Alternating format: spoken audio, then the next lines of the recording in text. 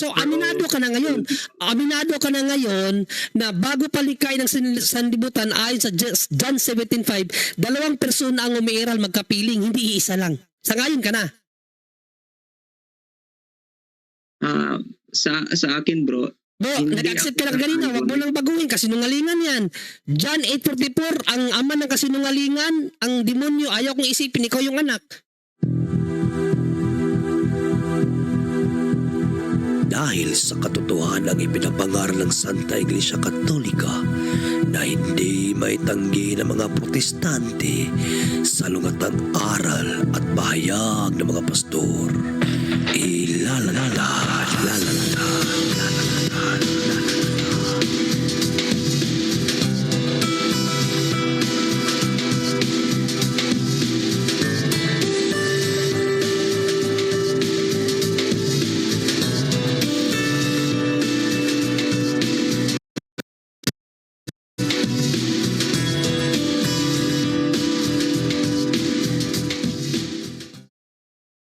Car bag sauce simple hand.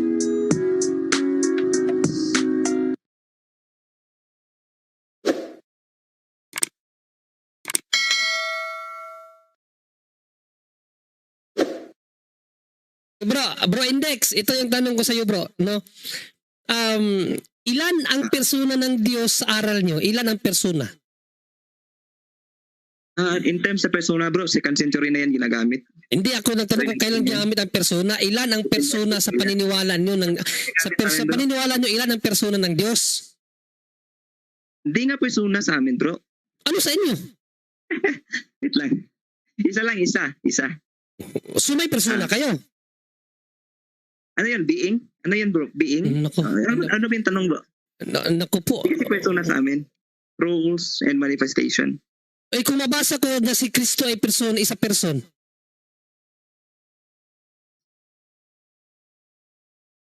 Oh, si Cristo person, no? O kung mabasa ko ang ama person.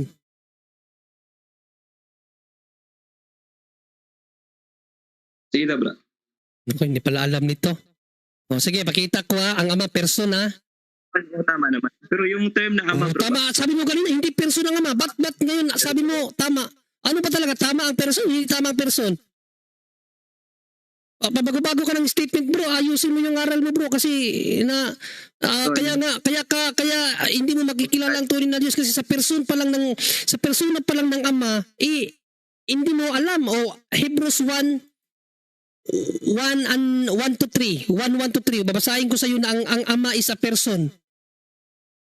Babasahin ko sa iyo ang ama is a person. Babasahin ko King James Version. Pakita ko sa iyo Basahin natin. God who at sundry, itong God na ito, ang Diyos Ama to. God who at sundry times and in diverse manners spake in time past unto the fathers by the prophets. No, ang Diyos daw noong unang panahon ay nagsalita sa atin sa pamamagitan ng mga ama at ang mga propeta. Hath in these last days spoken unto by His Son. Sa huling panahon, nagsalita sa atin ng Ama, ang Diyos Ama, sa pamamagitan ng kanyang anak. Whom He hath appointed heir of all things, by whom also He made the worlds, who being brightness of His glory and the express image of His person. So yung Ama is a person. Sangayon ka dyan, ang Ama person? O hindi? tama, person. O sabi mo kanina, hindi person ang Diyos nyo. Bakit sinabi mo kanina ang Ama nyo hindi person? Hindi, sinabi ko bang hindi person? Sinabi mo kanina. Sabi mo, hindi person sa inyo ang Diyos. Sabi mo, being ang being. Bro, nakalimutan mo na. Sabi mo, ang Diyos no, hindi person eh. Problema, kulang ka sa pag-aaral sa Bible, bro. God is a person. God is personal being. Okay? Personal yan. Okay. Question ko sa'yo. Ngayon, at least nalaman mo na ngayon dito sa amin. Question ko sa'yo. Ilan ang personal being ng God sa aral nyo? Isa or tatlo? Ha? Isa lang. Isa. And Jesus Christ is the express image of His person. Yes. Refers to Hebrews 1:3. Okay, Hebrews 1:3 yan. Okay, isa lang ang God nyo, no? So, bago nilalang ang buong sangsinukop, ang buong ginawa ng Diyos, bago nila lang, ilan ang Diyos na umiiral? Persona ng Diyos na umiiral. Ang persona ng Diyos na umiiral, bago lalangin ang lahat. Ha? Isa. Isa lang. So wala siyang kasama. Mm. Okay. Wala. Sige, magtatanong ako, babasahin ko dito sa magandang balita, Biblia bro, ang John 17:5. Basahin ko isa lang ang persona, bago pa lumalang ang Diyos, isa lang ang persona ng Diyos. So sa John 17:5 bro, ito ang ating mababasa sa magandang balita Biblia.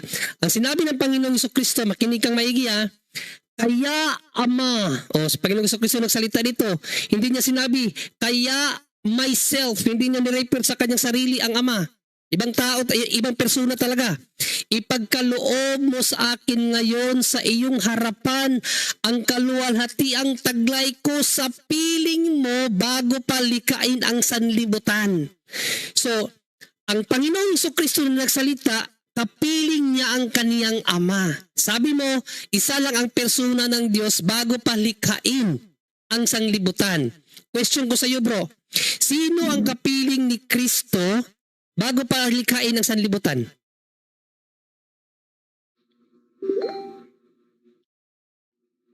Ano yun ba? Balik mo nga, bro. Sige, ulitin ko.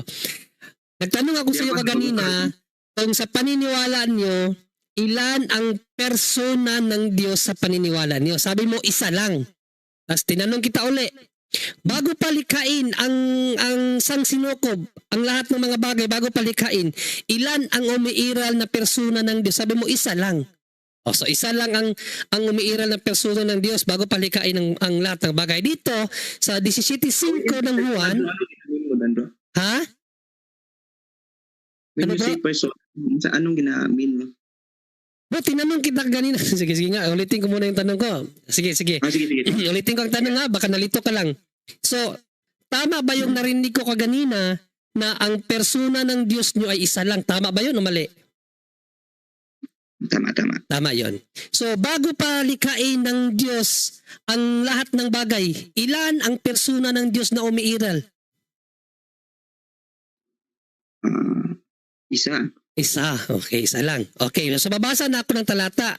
John 17:5. Babasahin ko ulit ang John 17:5 sa magandang balita version. Sabi dito ni Panginoong Jesucristo, kaya Ama. Ang nagsalita si Panginoong Jesucristo, refer sa kanyang Ama. Kaya Ama, ipagkaloob mo sa akin ngayon sa iyong harapan ang kaluwalhatiang taglay ko sa piling mo bago palikain ang sanlibutan. So bago palikain ang sanlibutan, may kapiling na ang Panginoong Jesucristo. Question, sino ang kapiling ni Kristo bago palikain ang sanlibutan?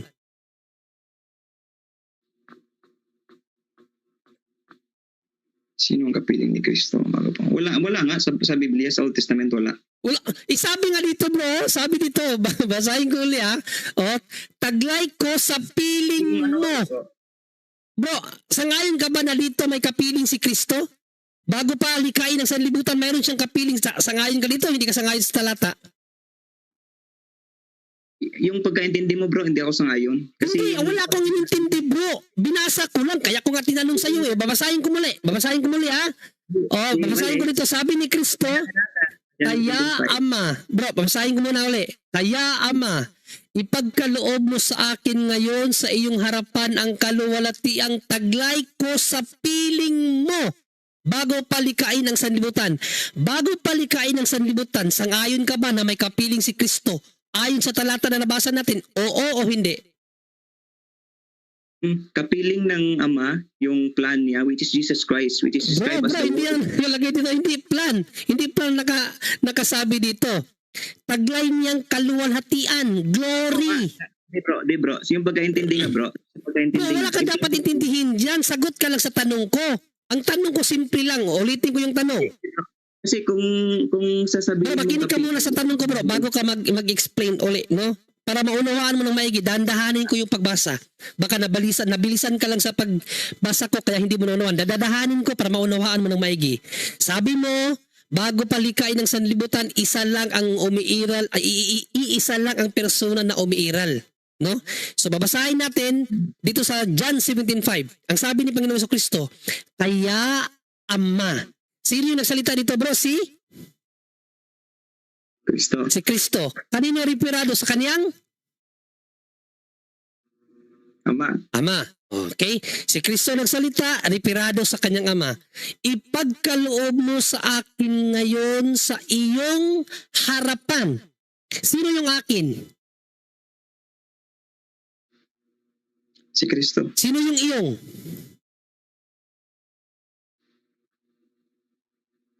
Yung ama, bro. Ang Ama. Ipagkaloob mo sa akin ngayon sa iyong harapan ang kaluwalhati ang taglay ko. Sino yung ko dito? Si Kristo. Sa Kristo. piling mo. Sino yung mo?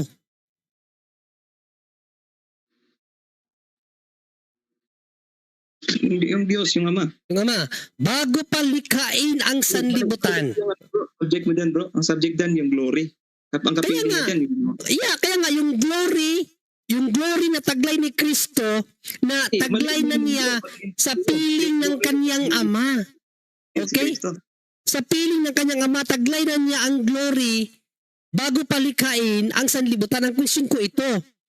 Sabi mo kasi kaganina, bago likhain ang sanlibutan, iisa lang ang persona ng Diyos na umiiral.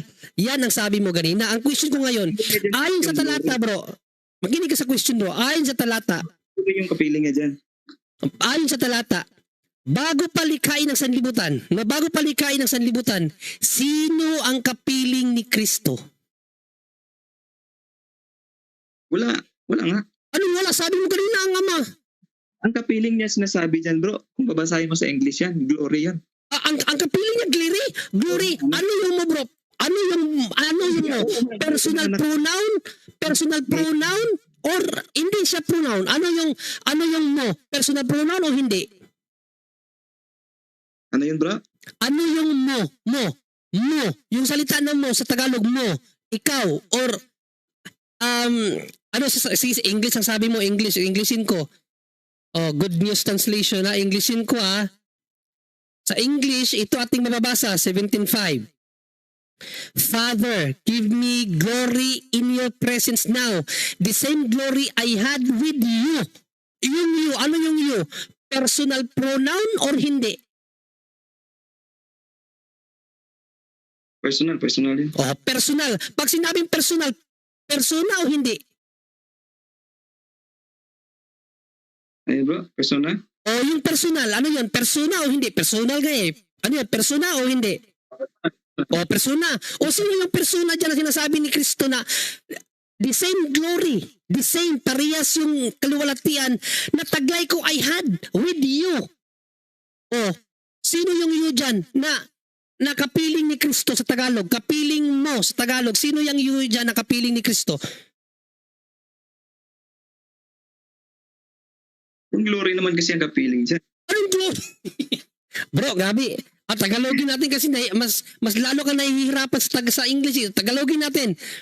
Kaya, Ama, ipagkaloob mo sa akin ngayon sa iyong harapan ang kaluwalhati ang taglay ko sa piling mo bago palikhain ang sanlibutan. Ang tanong, sino ang kapiling ni Kristo bago palikhain ang sanlibutan? Sagot. Di, pinutol mo, bro. Di yan ang sabi yan. Ano? Wala akong pinutol, binasa ko lahat. Bro, wala akong pinutol, binasa ko lahat. Ayan ang basahin ko ulit. Kaya, Ama, ipagkaloob mo sa akin. Kaloob mo sa akin ngayon sa iyong harapan ang kaluwalhati ang taglay ko sa piling mo. Dalawang persona pinapatungkulan dyan. Yung ko at mo. Yung ko, hindi yan yung mo. Okay? Napagaling na dyan, bro. Harapan ang kaluwalhati ang taglay ko sa piling mo bago palikhain ang sanlibutan. Question. Sinong persona ang kapiling ni Kristo bago palikhain ang sanlibutan? Sagot. Hindi persona ang ano yan, bro. Ang ginamin dyan. Bro, sinabi mo na kaganina sa English yung mo, sa English you. Sabi mo persona yan. Ano ka ba? Ba't pabago-bago yung sagot mo, bro? Sabi mo ganina persona yan eh. Yung mo sa English, you. Sabi mo persona yan. Bakit sabihin mong hindi persona? Ano yung mo bro? Persona yung mo? Or you sa English or hindi? Ano bro? Yung mo or sa English you. Ano yun? Personal pronoun o hindi? Personal po. Oh, bakit sasabihin mong hindi persona? Personal pronoun naman pala. Ano ka ba bro? Bakit pabago-bago ka? Pabago-bago ka ng sagot bro. Grabe naman. Hindi na bro, alam ko na unawaan mo bro. Ayaw mo lang talagang sagutin ng tama. Mas gugustuhin mo pang lalabas ka na mangmang kaysa sumagot ka ng katotohanan. Ang reason ko kasi dyan bro. O sige, ano yung reason mo? Sige. Kung i-understand natin yan bro as two person, Kaya yung nga, kapiling tama ba? kaya nga bro, nakuha mo na dalawang persona talaga, ikaw na yung sumagot. Dalawang persona sila dyan, kaya nga may ko, may mo. Yung ko bro, hindi yung mo. Yung ko, in Englishin natin yan, I. Yung mo English, you. Yun bang I at you bro, parehas o hindi parehas? Okay, kaya nga, let's say na accept ko yung ano mo bro, na So, yung dahil accept mo na, sangayon ka na ngayon na bago pa pala lumikha ang Diyos ng lahat ng bagay, dalawang persona ang umiiral ayon sa John 17:5. Oo, hindi. ano yun bro? So sangayon ka na ngayon kasi sabi mo accept mo yung explanation ko. So sangayon ka na ngayon na sa John 17:5 pala, dalawang persona ang umiiral bago palikhain ang lahat ng bagay. Wait lang. Ang sinabi ko, Oo. Sabi mo ay accept mo. Wag ka nang tumakas kapatid. Tinuturuan kita ng tama, bro. Accept the bro, truth. let's say man yun bro. Let's say i-accept ko yung explanation mo. Oh. So accept na tanggap mo na ngayon na bago palikhain ng sanlibutan, dalawang persona ang umiiral sa John 17:5. Bro, yung Yes. person ba na nandun kasama-sama, distinct or separate with each other? Distinct person, not separate. Distinct person. How can you be able to explain that? Yes, because God in His being is one, but distinct person. Kaya nga may Father, may Son, and may Holy Spirit. Because in essence, they are one being. They are not separate in terms of being, but in terms of person, distinct. Kaya nga, Father, Son, and the Holy Spirit. Ang tanong ko sa iyo sa John 17:5, ang sabi mo kasi, bago palikhain ng sanlibutan, isang persona lang ang umiiral. Pero sa pag-i-investigate ko sa iyo gamit ang John 17:5, inaccept mo yung explanation ko na based sa Bible na bago palikhain ng sanlibutan, dalawang persona ang umiiral ayon sa John 17:5. Di ba accept mo na yon? Wait, bro. Sabi ng Isaiah bro, wala siyang kasama. Wala nang kasama. Bro, 17:5 ang pinag-uusapan. Mamaya na yung Isayas. Kasi Hindi natin pwede bro. mamaya bro, papaunawa ko sa iyo. So aminado ka na ngayon. Aminado ka na ngayon na bago palikhain ng sanlibutan ayon sa John 17:5, dalawang persona ang umiiral magkapiling, hindi isa lang. Sangayon ka na. Sa akin bro, Bro, Hindi nag-accept ka ako na kanina, wag mo sangayon. nang baguhin, kasinungalingan yan. John 8:44, ang ama ng kasinungalingan, ang demonyo, ayaw kong isipin, ikaw yung anak. In-accept mo na kaganina, sabi mo, accept ko yung ano mo. So, sangayon ka na ngayon na bago palikhain ng sanlibutan, dalawang persona ang umiiral ayon sa John 17:5. Oo, hindi. oo nga bro. Kung yung So, wag ka nang mag-reason out. So, punta tayo sa Isaiah. Okay na yun, okay na. Iba kasi yun, bro. Iba yung meaning ng persona natin. Define person, define person. Kung talagang nag-aaral kami, define person. Sige. Personal. Define natin yung person. Sabihin ko sa iyo, based sa Catholic theology, person is a being who possesses will and intellect. That is the person. Possesses will and intellect. So, Ang Ama, ang Anak at Espiritu Santo, they have both will and intellect. Kaya nga sa Matthew 27, sabi ni Kristo, Father, not my will be done but yours. Nakuha mo? Bro, binasa mo kanina, a person is a being. So magiging three being na yan. Hindi nga. Hindi mo narinig yung explanation ko kaganina? Sabi mo kanina, Makinig ka. In terms of being, there is only one being of God but distinct person. Kaya nga sabi ko sa iyo kanina, hindi separate ang Diyos. na-define ko sa iyo yung person, bro. Anong ginamin mo sa person? Person is a being who possesses will and intellect. Person possesses will. Bro, pakinig ka. Person is a being possesses will Being nga. and intellect. Being nga. There is only one being of God. Being. So, magiging 3 being na yan. No, the being of God is one but distinct persons. Pinasa mo kanina, the person is a being. Yes, Tapos 3 definition of person, a being. God is a being. Only one being ang God, pero distinct ang persons. Oo nga, tapos Father, person Son, and the yun. Holy Spirit. Makinig ka bro. Bro, makinig ka sa explanation ko, please. Makinig ka. Catholic theology to. Puro to ng simbahan, bro. Ephesians 3:10. Makinig ka. Ephesians 3:10, ang walang hanggang karunungan ng Diyos nasa simbahan. Revelations 2:7, ang lahat ng may pandinig makinig sa sinasabi ng Espiritu sa iglesia. Makinig ka, sinabi to ng iglesia, ng simbahang iglesia katolika, bro. Makinig ka. Okay, ang explanation, tanong mo what is person, define person. Person Bubog sarado na yan. is a being who possesses will and intellect. God is a being. There is only one being of God. The Father, the Son, and the Holy Spirit. Yan ang paliwanag ko sa iyo. Bugbog sarado na siya. Bro, ang Bugbog person is a eh. being. Bro, bugbog sarado ka na bro. Mahawa ka naman sarili mo. Hindi. Bro, bugbog sarado ka na bro. Wala kang matinong sagot eh. Pati ba naman yung kaluwalhatian, ang sabi niya sa kaluwalhatian, ano yung sabi niya kanina? Yun ang kapiling ni Kristo, kalawalatian. Yung feeling daw, ang meaning daw ng feeling is glory. yun ang ano ba na dyan daw, yung kapiling ni Kristo, hindi daw yung ama, kundi yung kaluwalhatian. Yeah. Ang kaluwalhatian ibinigay kay Kristo. yun yung pinagkaisahan nila, meron sila. May nagbigay ng kaluwalhatian. Hindi yung kaluwalhatian ang ano niya, ang kapiling niya. Yung kapiling niya ang nagbigay ng kaluwalhatian sa kanya. Galing sa Sino kapiling yun? niya. Galing sa kapiling niya yung kaluwalhatian. Galing sa kapiling niya ang nagbigay ng kaluwalhatian. Napakaluwa ng talata.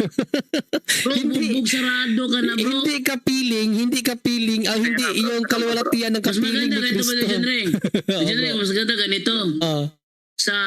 Sa Monday night talakayan natin, Pabalikin natin siya.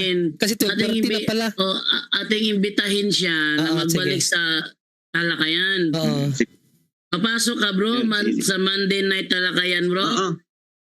Yan, Sure. maganda to siya kausap pa ni Jando kasi hindi bastos. Pero magsimula kayo ni John Ray maaga. Anong oras ka pwede bakante sa Monday night, Brother John Ray, para mataas-taas yung oras kasi may iba papasok pa dyan maliban sa kanya eh. Mas maigi ba mag-start tayo ng 7? 7. Sige, so sa 7 kayo magsisimula itong ating caller Pero ngayon. mas maganda pa rin, bro. Okay lang naman siguro 7. 7 na lang kayo magsimula. Pag-usapan natin yung about sa Diyos, bro, para maturuan ka namin ng tama. Hindi ka naman namin didebatehin yung debate na yung talakayan lang. Kasi ganito yan kasi bro, kina John Ray ngayon malapit ng 1:00 ng madaling araw. 12:30 na dito. Kasi nasa South Korea si John Ray. Tayo nasa Pilipinas tayo. So sa atin nasa 11:30 pa. Sa kanya 12:30 na doon. So madaling araw na kina John Ray ngayon. So dito na lang, kontakin na lang kita ulit Monday night, 7:00 kayo magsisimula. Tapos baka may ibang pumasok, mapagbigyan naman. Monday. Maganda ito kasi napili mo ang punto for punto, talagang mapapalaban ka rito. Napili mo punto for punto eh. At saka matuturuan ka dito ng tama, bro, no? Gawin natin tong educational. Basta open-minded lang tayo, matututo tayo kasi pag close-minded ka kasi yung mga viewers kasi bro, nakakahalata ang mga viewers. Pag sirado isip mo tapos iwas ka ng iwas, nakikita nila na ipit ka. Yung sabi ng isa sa comment section, bugbog sarado na yan bro. Ako, lumapit na lang ako dito. Sabi ko, bugbog sarado ka na bro. Kaya ganun na lang.